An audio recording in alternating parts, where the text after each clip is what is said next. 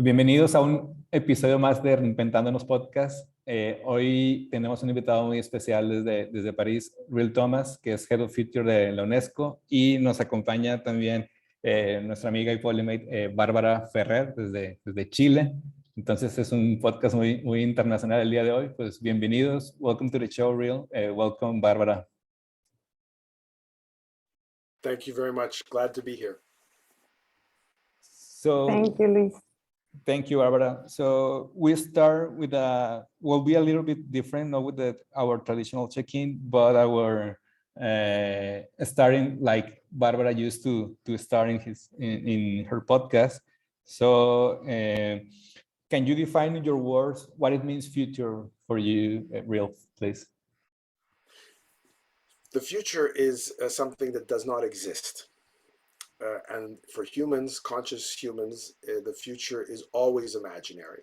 So for me, the future is something I imagine. And it intrigues me and stimulates me and scares me, but it's my own imagination. It's the fictions that I invent. So for me, the future is this kind of infinite space, terrain, multi-dimensional, with multi-temporalities that will be always a place to explore, but never to exhaust, and to continuously renew.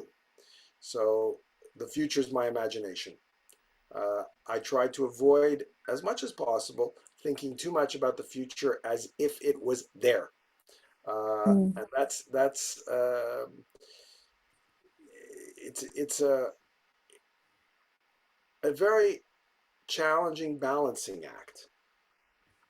And we can talk about that some more, but I talk about it in terms of seeing with two eyes, walking with two legs, which are just incomplete metaphors, because really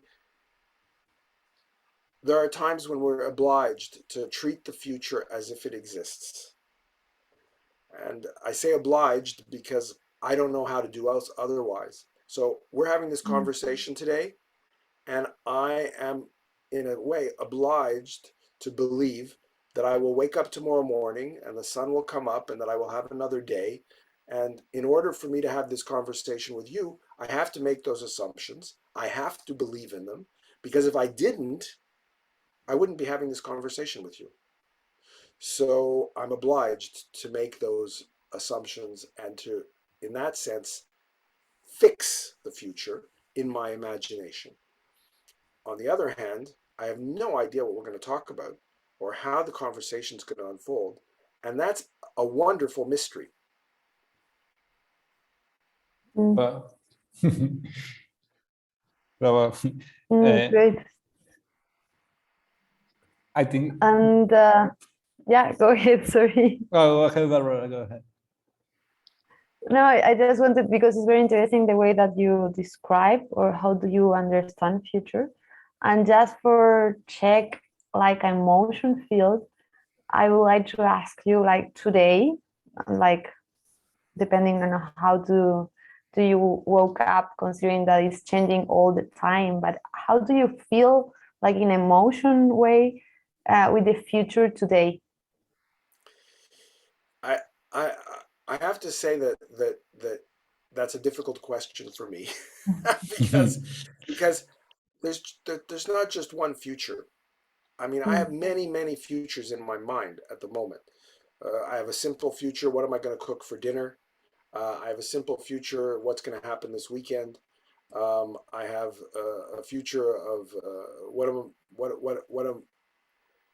I going to write later today when I have to write something and I don't know what that's going to be, and that's going to be a challenge, but I have no idea. And so I really feel that one of the things that's important, and we know this, okay, because this is how we live, but to make it more acceptable, more conscious, more explicit, is to say, I'm going to do a lot of improvisation. There's going to be a lot of spontaneity. But that means I'm saying I don't know what the future is going to be. So I can't be optimistic or pessimistic. I can't be excited or not excited.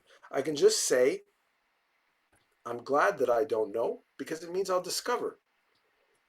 Now, you can say it needs a certain confidence that I'm not going to starve to death. I'm not going to get shot.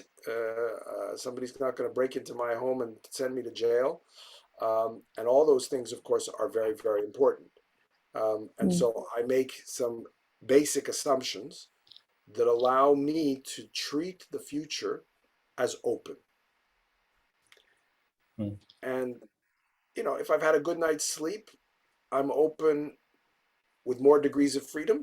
And if I have had less sleep, then there's fewer, because my brain is kind of slower and I don't come up with things like this. But I generally speaking, avoid the idea, I think you've understood, of trying to lock in optimism, pessimism, feeling good, feeling bad. Because the other thing is that I think that there's a real danger, and I'm not the first person to say this, is that, we live in the moment. And that's not, I mean, there's no choice really, because it's the moment that we're experiencing. And I think one of the negative aspects of the way we often treat the future is that it diminishes or distracts from the ephemerality, the non-substantive, in the sense of continuity or meaning for others, of the now. And in that sense, we're so fixated by, will something last? Will I have a legacy? Will this be permanent? Am I building my house? Am I defending my house? Am I building thicker walls? Are people seeing me? Do people understand me? Etc., etc., etc. That have to do with duration, permanency, scale, and all of those things. And there again, I think letting go of the future, I don't know. Maybe what I'm feeling now will be something, and what I'm seeing now will be something that everybody will love. And I can sell it to the world, Maybe it's just this moment for me and that's it. But that's the meaning of life, because I'm experiencing it and I'm feeling it. So I'm not the first person to say this about living in the moment. But I think that our concept of the way we approach the future and introduce the future into our lives plays a significant role in why you asked me that question. Awesome. makes me ask me many things inside that probably will take like this weekend to ask me what I'm thinking and how to introduce the future in my own life, and how do I see in my place, in my environment. And I think it could be very illustrative if you can tell us, how do you your journey in futures begins? How do you enter into this world? I've been, put it this way. It's a very good question. I think we tell stories, right? And we know that our memory our memory is related to the story. And we fit the memories into the story. So I want to be careful, not because, but I really think that I was motivated by a fear, which I think is very powerful. And I think that the fear I had was twofold, and it's very 20th century in some ways. But the first fear was about the atomic bomb and about the destruction of everything, but also the Second World War and concentration camps and fascism and evil. I mean, it's you're frightened of evil, and you just it seems. It seems like you wish there was a superhero that could solve the problem. You wish you could wave a magic wand or something. And so there's the fear of maybe of childhood, but also the fear of what the 20th century showed us, which is that we have atomic bombs and we drop them on people, that we have genocides, and there are many of them. So I think that fear was pretty lively in my childhood, to tell you the truth. So that was strong. But the other thing that was also very frightening for me was the idea that we could fix it. That somehow there was a way to solve the problem. And that was really frightening, because that meant that somehow, and I mean, you might say it's again like it's like the superhero reference I just made, is that somehow, somewhere, somebody has to be clever enough, lucky enough, powerful enough to solve the problem. And this seemed to me to be really terrifying, because no, it's not going to work. I don't care who you look at historically, which historical figure you look at, the way, or which society you look at, that's just not going to deal with the problem, because we're not able to control the world. And it's a good thing, I'm glad.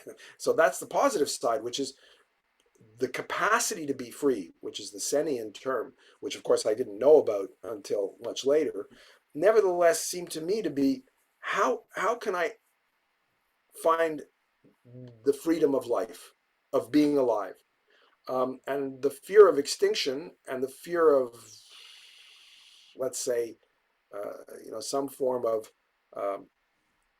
immortal, powerful character. I'll say with small letters, not the big letters, but the small letters of God, a God that seemed to me to be terrifying. But at the same time, the invitation to see if there wasn't another point of departure. I had no idea, right? But of course, once you're cornered and you're frightened of something, you try and deal with it. Otherwise, you don't survive, right? Otherwise, you fall apart. And so I think I've spent all of my life trying to find another point of departure for these fears, another way to think about getting out of this, what seems to me to be a trap. Wow. Wow. Yeah. That seems something like, well, I think that it could also carry us to another question, is like this thing that you just shared right now, that the motivated by fear and the context you were in, all the horrible things that happens during the 20th century, also make us ask that how the perception of our past, the present, and the perception and expectation that you have for the future, this could be like a carry on like a biased future. How can we like distinguish that? And I don't know how do you, because we carry all this history behind us, as you told us right now. Well, these days I've been saying quite a bit that, and I think it's about birth and death, the end of things and the beginnings of things, forgetting. I think, I'm part of the problem, meaning I carry within me, unquestionably, many of the things that I think are toxic, that are dangerous from the point of view of how I think would be healthier to see the world. And it's, of course, baked into me. It's baked into my language. It's baked into my relationships. It's part of the way I construct my fears, my hopes, and so I feel really like I should try as best I can to not pass on, to not have a legacy that's toxic. In other words, to somehow try to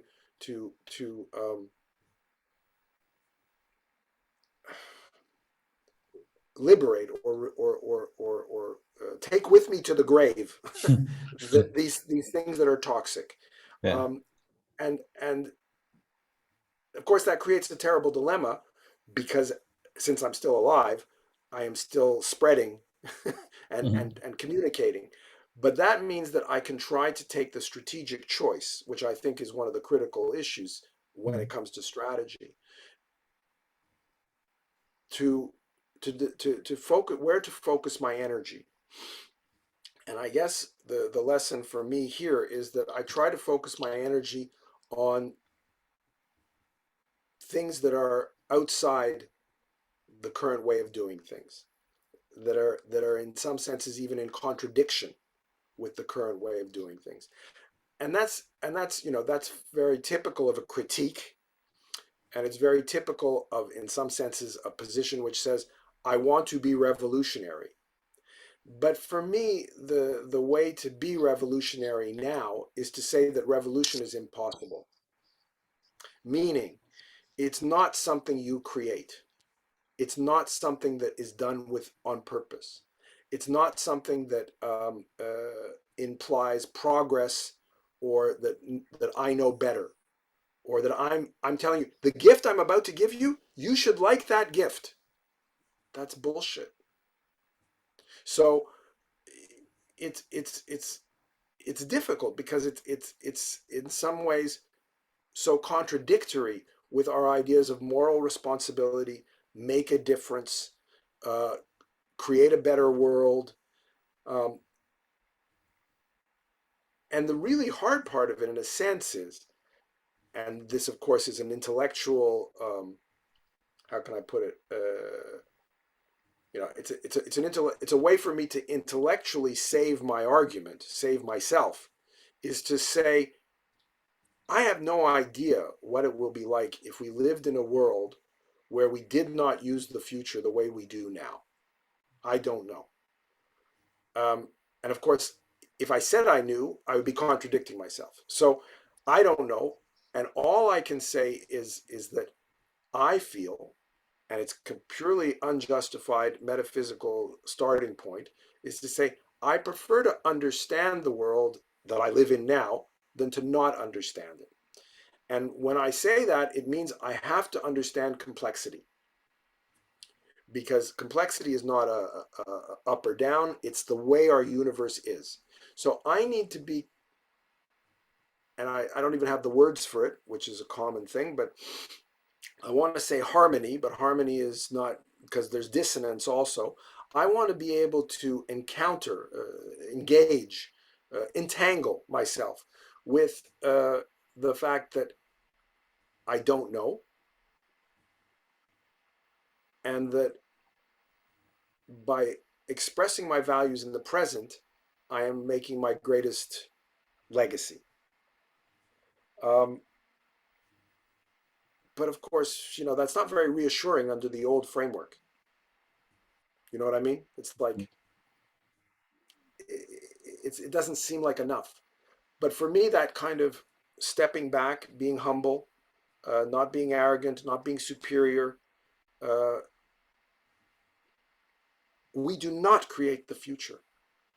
The world around us is emergent, complex, full of novelty, full of experimentation. It's incredibly rich. And it's also full of specificity and ephemerality, not generality and duration. And with all of that richness, we're just a small little piece in all of that. And so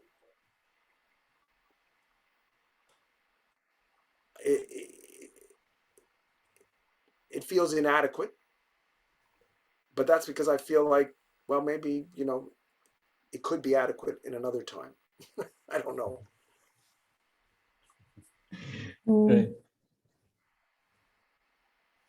And in that way, because I was just thinking, for example, to while I was listening you, I mean, about this like a double buckle learning, because it's not like, like normal learning, it's like in a second order learning.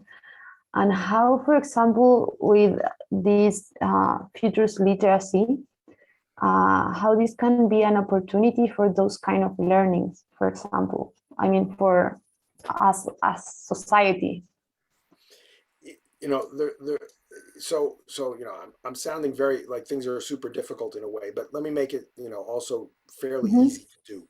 Because what you're talking about there, I think futures literacy gives you a very direct and efficient entry point. Meaning, the double loop and triple loop and really are about abstraction. They're about distance. You know, when you're very, very close to something, you can see the details, but you can't see the big picture. That's rather obvious. And so the question becomes, how do we create some distance? And obviously, thinking about history gives you difference. It gives you distance and it gives you differentiation. You say, aha, it was like this, now it's like this. It doesn't always have to be like this because things change.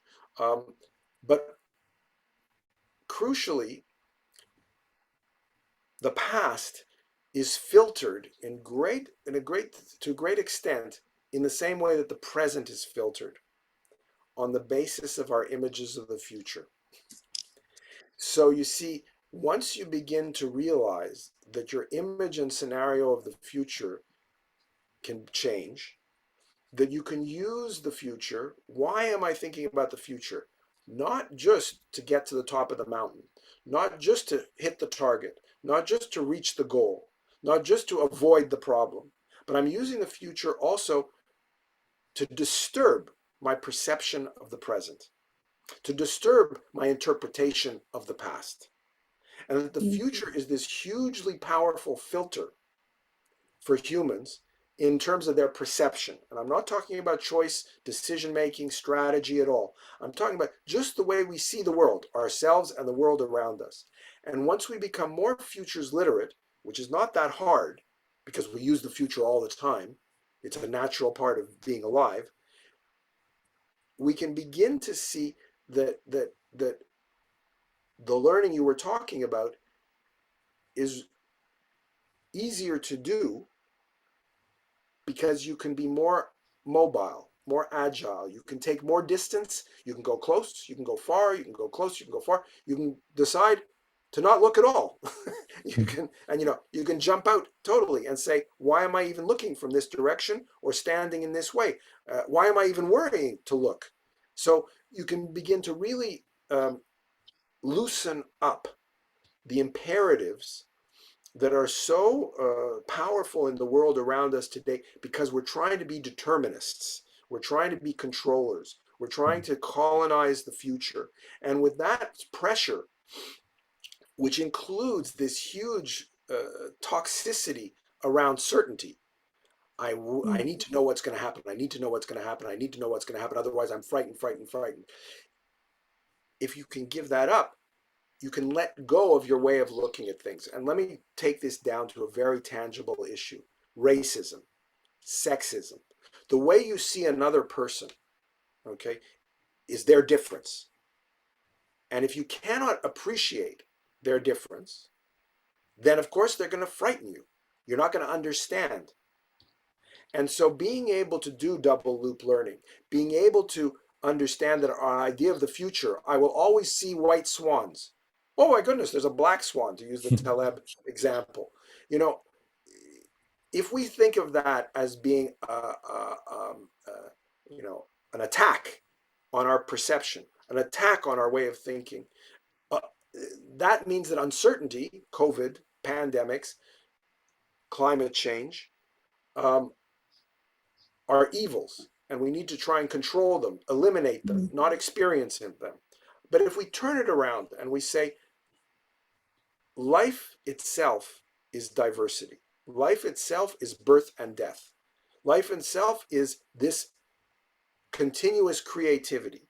And if we can become better at understanding and using that creativity, we turn surprises into candy.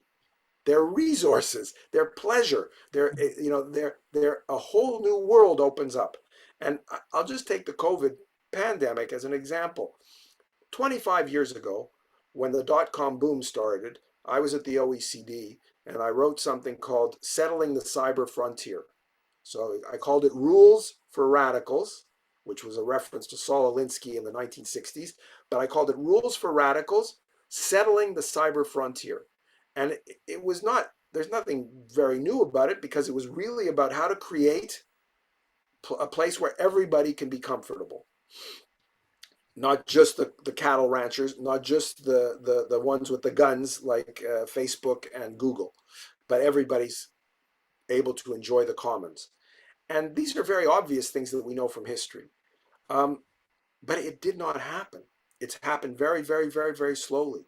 And all of a sudden, the pandemic opens up the virtual world and makes it possible for us to do so many things, for me to meet you and have this conversation that we could not do before. Only the elite. I'm a member of the elite. I travel all around the world. I go to conferences. I see people. Of course, it's wonderful, but it's so limited. And the rituals that we use to get to know each other, I don't know the two of you very well, but let's imagine in 50 years that when we have conversations like this, before we do it, you take me on a tour of your home or of your garden. You take me on a tour of your meal. You'd invite me to dinner. We cook together simultaneously. And we say, you can't have a good virtual meeting without first doing cooking together. Why not?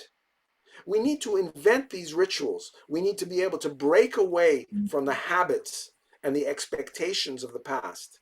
And so, you know, to me, this is the let's call it the fluidity that futures literacy can help to build. Great. And for example, about this last phrase that you say about, like, for example, maybe today, considering the situation today, we are connected here and we are a kind of privilege because we have access to this kind of conversations and to reflect. And how do you think, and maybe I'm not waiting for a solution, it's just what a reflection maybe, how, for example, we could help to include people that maybe is not in the lead in this kind of conversation, for example, about the future. For example, in Latin America, for sure, there is a lot of inequity. And when you go to places that people live in more vulnerability, of course, they are thinking about the present, but because maybe they don't have food for tomorrow or something like that. So how could we help with these futures conversations to those kind of situations and go more than with the leads? I mean, in a more huge way, or with more people talking or experiencing this kind of thinking. I don't know how to say it. But as you understood, I won't give you a solution because I have no idea. But I can talk about the following. First of all, we don't plan these things, so you can't do it, create it. Second of all, it's not one thing. It's thousands of things that happen all at once. Like systemic. But where I betray, in a sense, my own premise,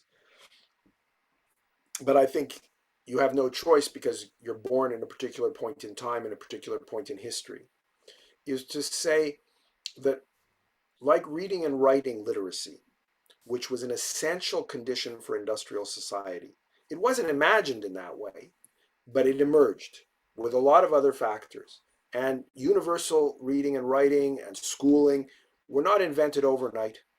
There were many, many, many aspects of that we're still not, completely satisfied with, but it took a lot of experimentation, a lot of failures, and the solution we have may not be the best one.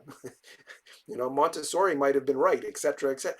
But the point I'm making here is that futures literacy seems to me to potentially be a component, an element of a fundamentally different way of relating to the world around us and to each other.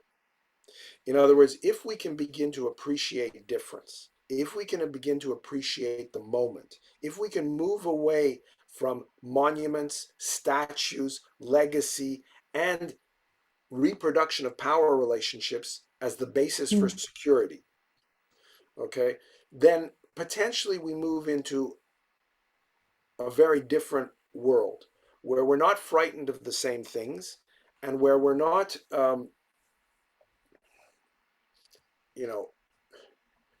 driven to defend and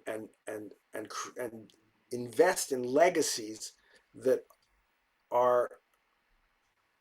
separate us from the world the way it functions. So I can imagine the issue that you raised of somebody who's hungry or somebody who's disconnected from the resources of their community, is that we basically need to really escape from the whole structure of the last 2,000 years, of the way that we build pyramids, the way we build imperial cities in China, or pyramids in Latin America, or pyramids in Africa, is that our relationship to immortality, our relationship to the reproduction of absolute power, our ideas of control and safety, if we change all those, then I think that, it makes no sense that we use all of our knowledge today. We create all of this wealth, all of this food, and we know it's wasteful, and we know it's avaricious, and we know it's competitive, we know it's violent, and somehow I don't think, and I go back right to the beginning of what I said, I don't think we can solve that problem from where we are now. I think we need to really escape in a very fundamental way. And so I like to think that futures literacy is an enabler.